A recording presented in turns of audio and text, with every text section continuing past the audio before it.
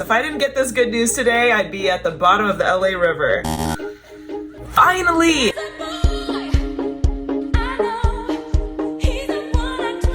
So I started doing stand-up comedy when I was 23 years old, and then I stopped when I got a little raperoni and cheesed by my childhood best friend's older brother. Uh-oh. I took like 9 months off. I was just like, the world is ash. And at that time it kind of was. But then one of my buddies in stand-up was just like, hey, I know what happened. That sucks. Get up on stage and talk about it. Then he ended up dying of a heart attack. So that was actually really sad. But if it wasn't for him, I don't think I would have gotten back up. Anyway, from 23, 24 until now at 31, I've been grinding along and I haven't booked anything substantial. I've gotten to open for a few like really amazing comics, which is great. Now I've just recently was able to co-headline a comedy club with my best friend Bianca Christoval, who I actually met at an open mic. And when she was on stage, I was like, that's gonna be my best friend, which is really cute. And so now that we can finally co-headline a place is crazy. This is still just the beginning, but I have not booked anything. And I've watched my friends get on TV, go on tours with these huge comedians and become headliners in their own regard for selling out theaters. I've seen them get like amazing career opportunities, which is so deserved. But I've just been like, maybe this isn't for me. Like, I don't know. I keep not booking anything. And it was getting a little concerning, a little embarrassing. Now, stand-up, if you guys don't know, takes a really long time to get good at. And like the blessings I'm finally starting to slowly but surely receive, I think, honestly, they're just right on time. I think I wasn't ready for them until now. So just like 10 minutes ago, I just booked my first ever like big thing in my career. And I feel so happy and so proud of myself. I don't have any reps. I had to do like the price negotiating all on my own. And I just, oh my God, I'm proud of myself. This was the first ever comedy notebook I ever had. I got this when I was 19 and I first moved to LA, and I wanted to do stand-up, but I was too afraid to. Oh my God. And shout out to my old therapist in my old comedy notebook. It takes so long. Like whenever you see these like overnight successes, these overnight success stories, it's never overnight. And if it is, nepo baby. But no hate, just jealous. I feel like I've been paying my dues now for about a decade, and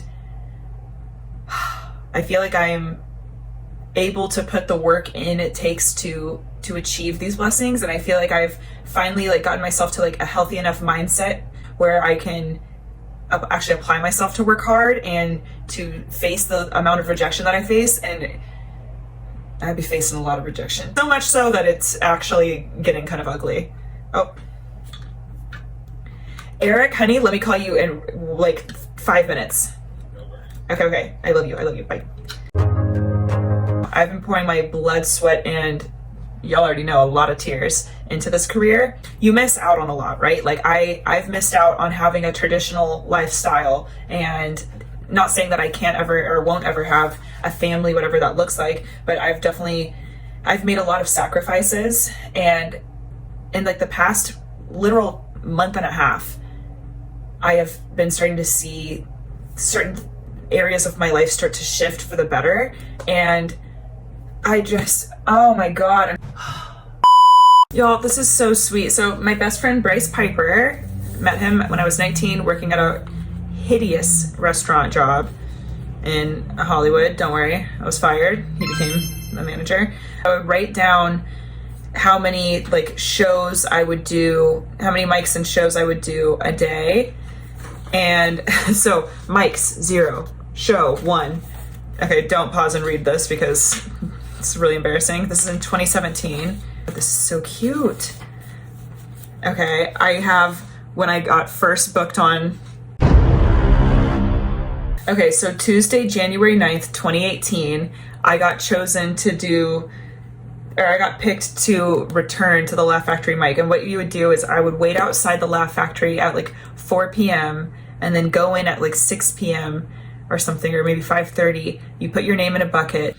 The host, you know, pulls out names out of a bucket, and then you get to go up, and I think you only do a minute, maybe 2 minutes at this mic. It's like very quick and it's very high stakes. It's in a dark comedy club in like the evening, early evening, and the only people that are in the audience are other comics that are jealous that they're not on stage, so no one's really laughing. They're just staring at you.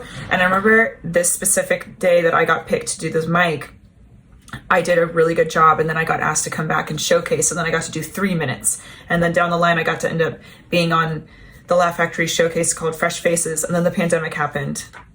And I've never done the Laugh Factory again. God, I'm like reading this. I got written up at work tonight. I'm not a good server, but I know I can be a good comic. I have to not let this get to me because I know my future is bigger than this restaurant. Oh. You guys, I've worked every day job you can have, and literally if I didn't book the thing that I just booked today, I was thinking, oh, I might need to go back and get a restaurant job, because the podcast and what I'm getting paid from doing stand-up is like, I'm supporting myself, but like it's very meager. It just is really cool to see this. So from like 2017 to 2019 I filled this up, and I don't know,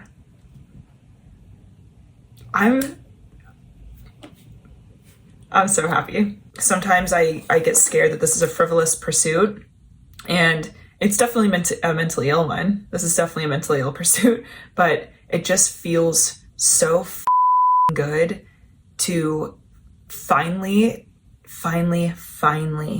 start seeing little things pay off. So I'm like, all right, booked this. I'm gonna be very grateful and happy today, but I'm like, what's next? Let's go. Welcome back, Queen. There was this comedian, Stephen Brody Stevens, who passed away. Well, he took his own life. And he helped me write my first ever joke. And when I was 19 and I was too scared to do stand-up, it was when I was interning at this ticketing company, and I met him at the Comedy Store. I'd actually run off the stage. I did my first ever open mic was when I was 19, and I ran off the stage crying because someone had like heckled me or something. Because again, it's a room full of like bitch ass comics. I was 19. Everyone else is like a grown ass adult.